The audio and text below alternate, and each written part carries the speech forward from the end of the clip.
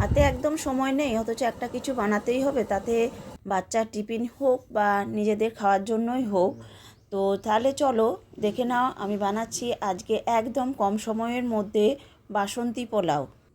আমি গোবিন্দভোগ চাল দিয়ে আজকে বাসন্তী পোলাও বানাচ্ছি। আমি আন্দাজ মতো চাল নিয়ে নিয়েছি। চালটা ধুয়ে জল ঝরিয়ে তুলে নেব একটা শুকনো কাপড়ের মধ্যে বা পেপারের মধ্যে।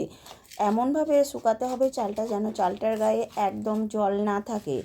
তারপর কড়াইয়ে আবার আমরা ঘি দিয়ে দেবো, আর দিয়ে দেবো কাজু আর কিশমিশ। এই কাজু আর কিশমিশটাই একটুখানি ঘিয়ের মধ্যে নাড়াচাড়া করে তুলে নেব। তারপর দিয়ে দেবো গোটা গরম মশলা আর তেজপাতা।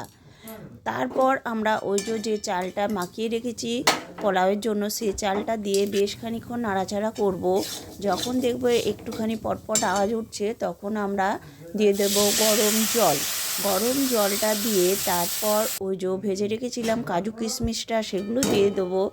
আর দিয়ে দেবো আন্দাজ মতো চিনি। যে যেমন মিষ্টি খাও সেই আন্দাজ মতো চিনি দিয়ে গ্যাসের ফ্লেমটা একটু লো করে ঢাকা দেব। আর জলটার আন্দাজটা হচ্ছে যতটা চাল দেওয়া হবে তার ডবল জল গরম করে দিয়ে আমরা ওটা ঢাকা দিয়ে রেখে দেবো, বেশ খানিকক্ষণ ফুটতে দিয়ে দেবো। তারপর আমরা ঢাকাটা খুলে দেখে নেব চালটা মানে একটু শক্ত টাইপের থাকা সময়ে আমরা নাড়াচাড়া করে নামিয়ে নেব।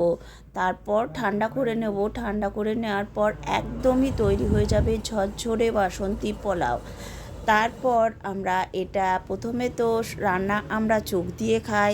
সেই চোখে যদি আমাদের খাবার মনে হয় যে দেখতে সুন্দর হয়েছে, তাহলে সেই খাবার অবশ্যই সুন্দর হয়। আর এটা দেখেই মনে হচ্ছে যে এটা কতটা লোভনীয় হয়েছে।